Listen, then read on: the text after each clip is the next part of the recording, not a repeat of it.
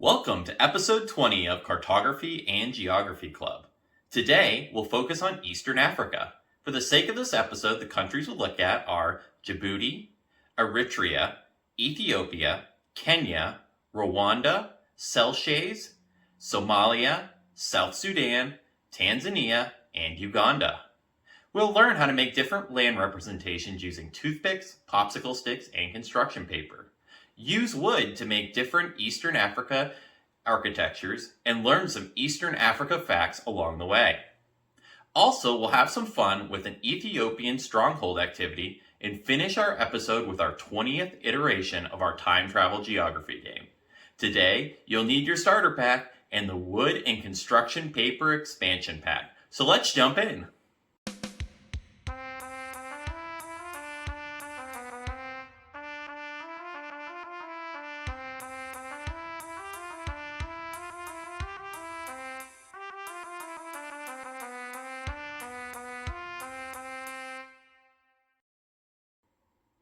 Welcome to Cartography. I'm your host, Mark. I'd like to start by letting you know one of my favorite authors is Michael Crichton. I like how he writes about science fiction topics that don't go as planned, and through human fortitude, they are able to survive disaster. Make sure to let me know what your favorite author is and why below so I can get to know you better. Now let's get into cartography and geography. Do you know much about Eastern Africa countries? Djibouti is a country in the Horn of Africa with an area of 23,200 square kilometers or 8,958 square miles. It is a multi-ethnic nation with a population of over 920,000, which is the smallest in mainland Africa. Djibouti is near some of the world's busiest shipping lanes, controlling access to the Red Sea and the Indian Ocean. It serves as a key refueling and transshipment center, and the principal maritime port for imports from and exports to neighboring Ethiopia. A burgeoning commercial hub, the nation is the site of various foreign military bases. Eritrea is a country in the Horn of Africa, region of Eastern Africa, with its capital and largest city at Asmara. The northeastern and eastern parts of Eritrea have an extensive coastline along the Red Sea. The nation has a total area of approximately 117,600 square kilometers, or 45,406 square miles. This includes the Dakkar Archipelago and several of the Hainish Islands. As of 2022, the population was estimated at over 6.2 million people. Ethiopia is a landlocked country in the Horn of Africa. Ethiopia has a total area of 1,100,000 square kilometers or 420,000 square miles. As of 2022, it is home to around 113.5 million inhabitants, making it the 13th most populous country in the world and the second most populous in Africa after Nigeria. The national capital and largest city, Addis Ababa, lies several kilometers west of East African Rift and splits the country into the African and Somali tectonic plates. Kenya is a country in East Africa at 580,367 square kilometers or 224,081 square miles. Kenya is the world's 48th largest country by area. With a population of more than 47.6 million in the 2019 census, Kenya is the 27th most populous country in the world. Kenya's capital and largest city is Nairobi. Rwanda is a landlocked country in the Great Rift Valley of Central Africa, where the African Great Lakes region and the Southeast Africa converge. It is highly elevated, giving it the motto of Land of a Thousand Hills, with its geography dominated by mountains in the west and savanna to the southeast. It also has numerous lakes throughout the country. Seychelles is an archipelago state consisting of 115 islands in the Indian Ocean. Its capital and largest city, Victoria, is 1,500 kilometers or 800 nautical miles east of mainland Africa. It is the least populated sovereign African country with an estimated 2020 population of 98,462 within a land area of 459 square kilometers or 117 square miles. Somalia is a country in the Horn of Africa. Somalia has the longest coastline in Africa's mainland. Its terrain consists mainly of plateaus, plains, and highlands. Hot conditions prevail year-round with periodic monsoon winds and irregular rainfall. Somalia has an estimated population of around 17.1 million people, of which 2 million live in the capital and largest city of Mogadishu, and has been described as Africa's most culturally homogeneous country. Around 85% of its residents are ethnic Somalis who have historically inhabited the country's north. The total land area is 637,657 square kilometers, or 246,201 square miles. South Sudan is a landlocked country in East Africa. Its population was estimated at 12,778,250 as of 2019, with a land area of 644,329 square kilometers, or 248,777 square miles.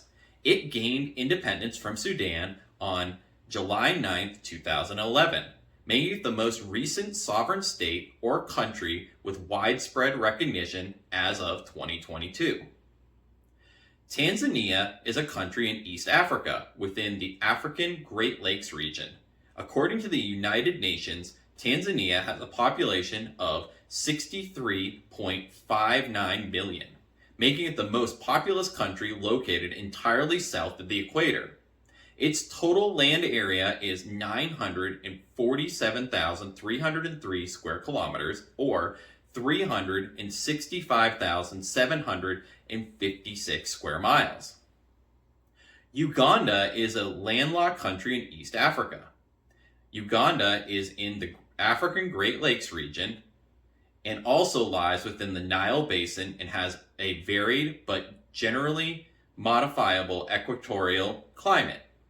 It has a population of around 49 million, of which 8.5 million live in the capital and largest city of Kampala.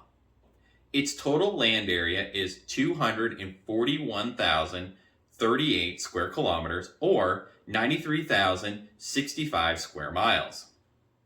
For our first activity today, I would like you to draw a map of Eastern Africa using a piece of paper.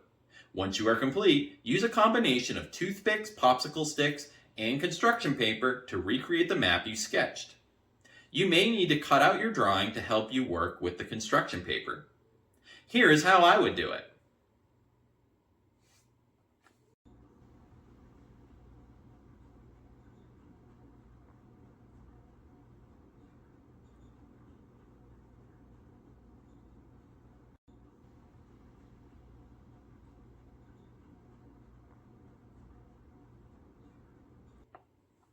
Now let's get into some of Eastern Africa's notable features. The Blue Nile is a river originating in Lake Tana in Ethiopia. It travels for approximately 1,450 kilometers or 900 miles through Ethiopia and Sudan.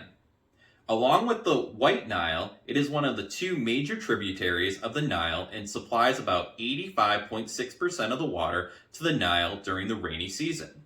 The flow of the Blue Nile reaches a maximum volume in the rainy season from June to September. The river has a major source of flooding of the Nile in Egypt that contributed to the fertility of the Nile Valley and the consequent rise of ancient Egypt and Egyptian mythology. With the completion of the Aswan Dam in 1970, these floods stopped occurring in Lower Egypt. During the summer monsoon season, the Blue Nile floods erode a vast amount of fertile soil from the Ethiopian highlands and carry it downstream as silt, turning the water brown or almost dark. Use a combination of toothpicks, popsicle sticks, and construction paper to create the river on your African map. Here is how I would do it. Mount Kilimanjaro is a dormant volcano in Tanzania. It has 3 volcanic cones, Kibo, Mawenzi, and Shira. It is the highest mountain in Africa and the highest single freestanding mountain above sea level in the world, at 5,895 meters or 19,341 feet above sea level, and about 4,900 meters or 16,100 feet above its plateau base. It is the highest volcano in Africa and the Eastern Hemisphere. Use a combination of toothpicks, popsicle sticks, and construction paper to create the mountain on your Africa map. Here is how I would do it.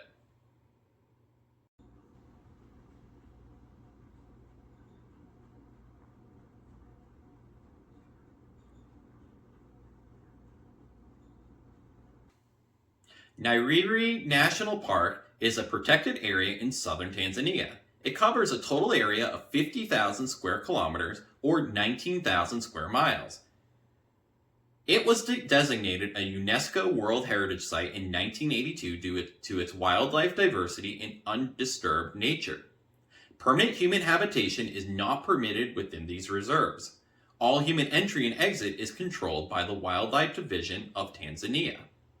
Some of the diverse wildlife of the park include African bush elephant, South Central black rhinos, hippopotamus, lions, African wild dogs, African buffalo, Maasai giraffe, plain zebra, and Nile crocodiles. Use a combination of toothpicks, popsicle sticks, and construction paper to create the park on your African map. Here is how I would do it. The Ogaden Desert receives an average rainfall of 350 millimeters or less. The landscape consists of dense shrubland, bush grassland, and bare hills. The region, which is about 200,000 square kilometers, borders Djibouti, Kenya, and Somalia. Use a combination of the toothpicks, popsicle sticks, and construction paper to create the desert on your African map. Here is how I would do it. Lake Victoria is one of the African Great Lakes, with a surface area of approximately 59,947 square kilometers or 23,146 square miles. Lake Victoria is Africa's largest lake by area, the world's largest tropical lake, and the world's second largest freshwater lake by surface area after Lake Superior in North America. In terms of volume, Lake Victoria is the world's 9th largest continental lake, containing about 2,424 cubic kilometers or 581 cubic miles. Use a combination of toothpicks, popsicle sticks, and construction paper to create the lake on your Africa map. Here is how I would do it. Now let's look at some landmarks of Eastern Africa. The Olduvai Gorge and the rock-hewn churches of Lalibela are 2 great ones. The Olduvai Gorge in Tanzania is one of the most important paleoanthropological localities in the world.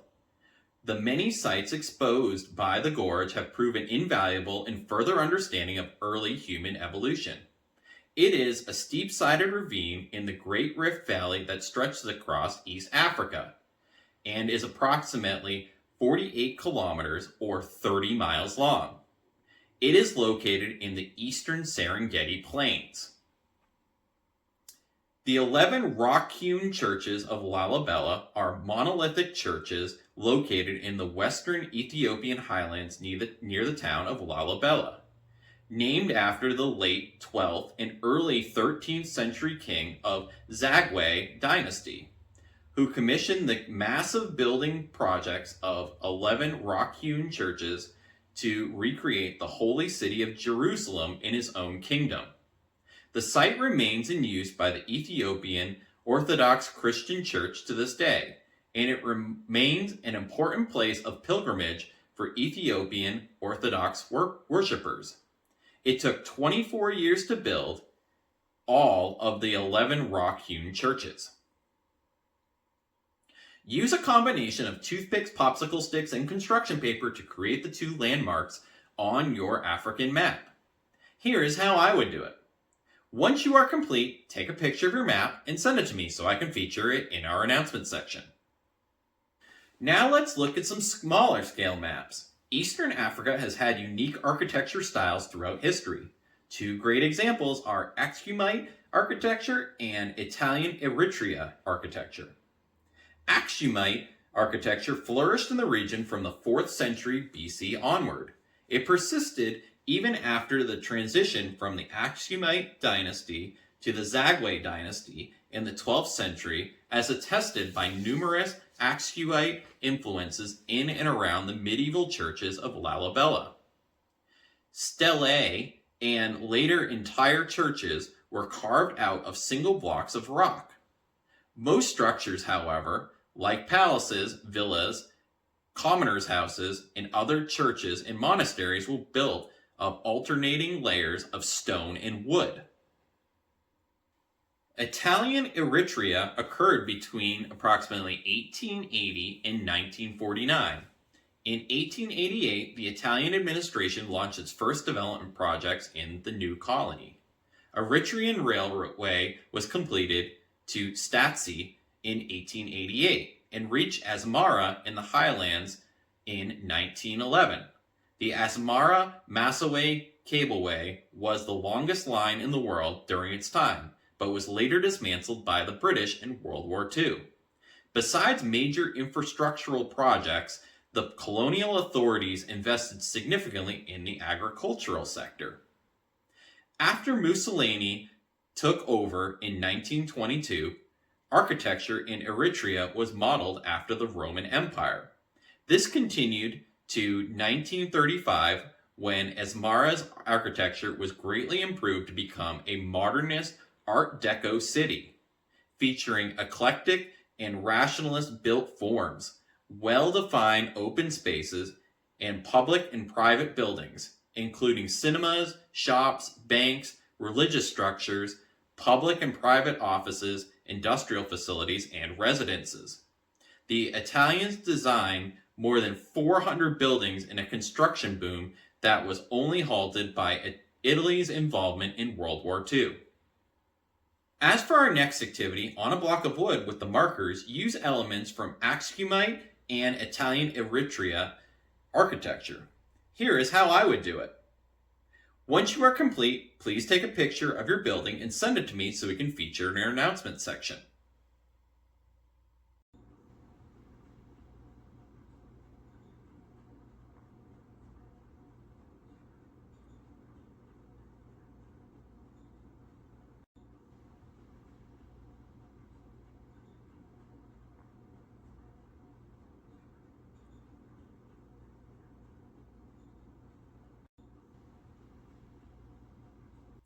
Now let's look at two interesting cities in Eastern Africa. Dar es Salaam and Addis Ababa are two great ones that we'll look at today. Dar es Salaam, or commonly known as Dar, is the largest city and financial hub of Tanzania. With a population of over 6 million people, Dar is the largest city in East Africa and the 7th largest in Africa. Located on the Swahili coast, Dar es Salaam is an important economic center and is one of the fastest growing cities in the world. Dar es Salaam experiences tropical climate conditions typified by hot and humid weather throughout much of the year due to its proximity to the equator and the warm Indian Ocean. Addis Ababa is the capital and largest city of Ethiopia. In the 2007 census, The city's population was estimated to be 2,739,551 inhabitants. Addis Ababa is a highly developed and important cultural, artistic, financial, and administrative center of Ethiopia. Addis Ababa has a subtropic highland climate with precipitation varying considerably by the month. The city has a complex mix of alpine climate zones with temperate differences up to 10 degrees Celsius or 18 degrees Fahrenheit, depending on elevation and prevailing wind patterns. The economic activities in Addis Ababa are diverse. The city has recently been in a construction boom with tall buildings rising in many places. Various luxury services have also become available, and the construction of shopping malls has recently increased. Throughout much of Ethiopia's existence, it was surrounded by hostile forces in the African Horn. However, it managed to develop and persevere as a kingdom all the way to modern day. For the next activity, you are the ruler of the Ethiopian Empire, and it is your responsibility to develop defenses to protect your country while making your population as high as possible. Make sure to place each structure on a map. Each year, the amount of defenses required will double, starting with 1. You will start with 100 gold, 100 stone, and 100 units of labor from 100 population. Once you are complete, send a picture to me of your country map, the amount of population you ended with, and the year you made it to. The final thing we'll be doing today is the 20th installment of a game we'll be completing throughout the year. It is the near future, and you are a detective for a time travel company. A group of criminals called the Agent are going back in time to change the past. It is your responsibility to determine when, where, and what they're going to steal based on clues sent to us. Today's clues are item with multiple Christian symbols on it, year it left Ethiopia, and the location it went to. Send your answer in with your name for Season 1 points to be posted to our notification section. That's all for episode 20 of Cartography and Geography Club. I hope you had fun, and I look forward to next week's episode where we will continue our Africa classes by looking at Western Africa. Have a great week!